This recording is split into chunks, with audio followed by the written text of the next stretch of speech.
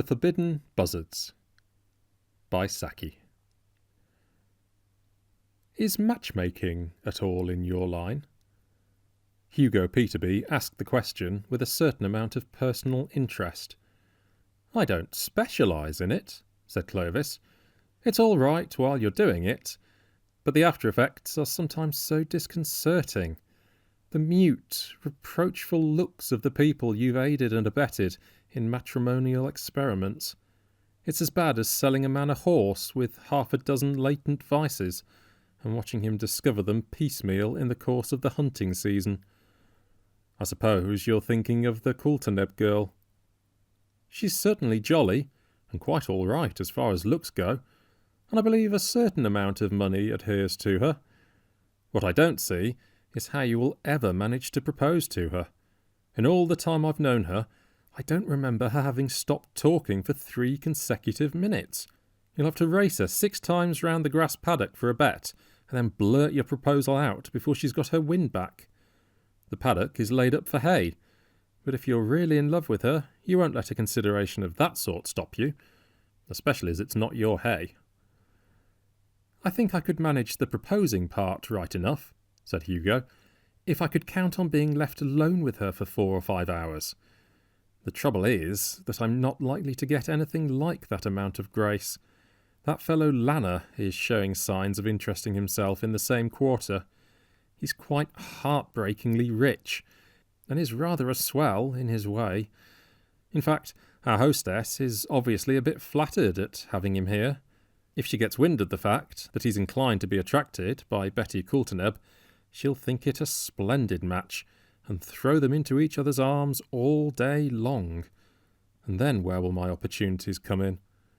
My one anxiety is to keep him out of the girl's way as much as possible, and if you could help me, if you want me to trot Lanner round the countryside, inspecting alleged Roman remains and studying local methods of bee culture and crop raising, I'm afraid I can't oblige you, said Clovis. You see, he's taken something like an aversion to me since the other night in the smoking room. What happened in the smoking room? He trotted out some well-worn chestnut as the latest thing in good stories, and I remarked, quite innocently, that I never could remember whether it was George II or James II who was so fond of that particular story, and now he regards me with politely draped dislike. I'll do my best for you, if the opportunity arises, but it will have to be in a roundabout, impersonal manner.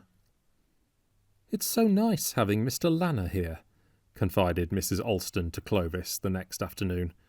He's always been engaged when I've asked him before. Such a nice man. He really ought to be married to some nice girl. Between you and me, I have an idea that he came down here for a certain reason. I've had much the same idea, said Clovis, lowering his voice. In fact, I'm almost certain of it. You mean he's attracted by... began Mrs. Alston eagerly. I mean he's here for what he can get, said Clovis. For what he can get? Said the hostess with a touch of indignation in her voice. What do you mean? He's a very rich man. What should he want to get here? He has one ruling passion, said Clovis, and there's something he can get here that is not to be had for love nor money anywhere else in the country, as far as I know. But what? Whatever do you mean? What is his ruling passion? Egg collecting, said Clovis. He has agents all over the world getting rare eggs for him, and his collection is one of the finest in Europe. But his great ambition is to collect his treasures personally. He stops at no expense nor trouble to achieve that end. Good heavens! The buzzards! The rough-legged buzzards! Exclaimed Mrs. Alston. You don't think he's going to raid their nest? What do you think yourself? Asked Clovis. The only pair of rough-legged buzzards known to breed in this country are nesting in your woods. Very few people know about them, but as a member of the League for Protecting Rare Birds, that information would be at his disposal. I came down in the train with him, and I noticed that a bulky volume of Dresser's Birds of Europe was one of the requisites that he had packed in his travelling kit. It was the volume dealing with short-winged hawks and buzzards. Clovis believed that if a lie was worth telling, it was worth telling well. "This is appalling," said Mrs. Alston. "My husband would never forgive me if anything happened to those birds. They've been seen in the woods for the last year or two, but this is the first time they've nested. As you say, they are almost the only pair known to be breeding in the whole of Great Britain.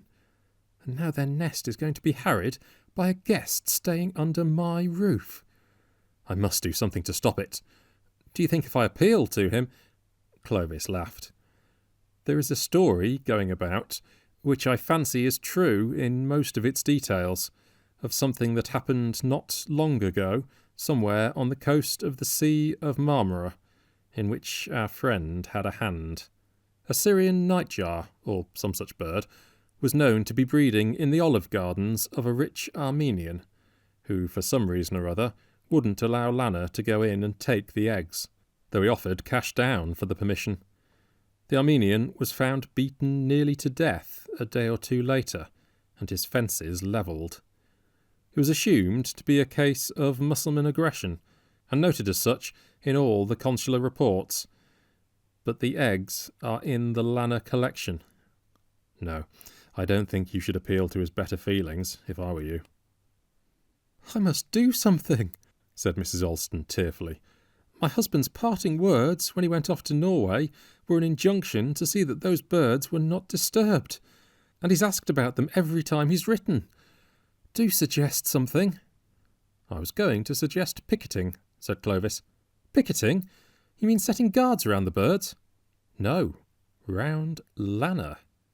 He can't find his way through those woods by night, and you could arrange that you, or Evelyn, or Jack, or the German governess should be by his side in relays all day long. A fellow guest he could get rid of, but he couldn't very well shake off members of the household, and even the most determined collector would hardly go climbing after forbidden buzzards' eggs with a German governess hanging round his neck, so to speak." Lana, who had been lazily watching for an opportunity for prosecuting his courtship of the Coulterneb girl, found presently that his chances of getting her to himself for 10 minutes even were non-existent. If the girl was ever alone, he never was. His hostess had changed suddenly, as far as he was concerned, from the desirable type that lets her guest do nothing in the way that best pleases them, to the sort that drags them over the ground like so many harrows. She showed him the herb garden and the greenhouse, the village church, some watercolour sketches that her sister had done in Corsica, and the place where it was hoped that celery would grow later in the year. He was shown all the Aylesbury ducklings, and the row of wooden hives where there would have been bees if there had not been bee disease. He was also taken to the end of a long lane, and shown a distant mound whereon local tradition reported that the Danes had once pitched a camp. And when his hostess had to desert him temporarily for other duties, he would find Evelyn walking solemnly by his side. Evelyn was 14, and talked chiefly about good and evil, and of how much one might accomplish in the way of regenerating the world if one was thoroughly determined to do one's utmost. It was generally rather a relief when she was displaced by Jack, who was 9 years old, and talked exclusively about the Balkan War, without throwing any fresh light on its political or military history. The German governess told Lana more about Schiller than he had ever heard in his life about any one person. It was perhaps his own fault for having told her that he was not interested in Goethe. When the governess went off picket duty, the hostess was again on hand, with a not-to-be-gainsaid invitation to visit the cottage of an old woman who remembered Charles James Fox. The woman had been dead for 2 or 3 years, but the cottage was still there. Lana was called back to town earlier than he had originally intended. Hugo did not bring off his affair with Betty Coulterneb. Whether she refused him, or whether, as was more generally supposed, he did not get a chance of saying 3 consecutive words, has never been exactly ascertained. Anyhow, she is still the jolly Coulterneb girl. The Buzzards successfully reared 2 young ones, which were shot by a local hairdresser.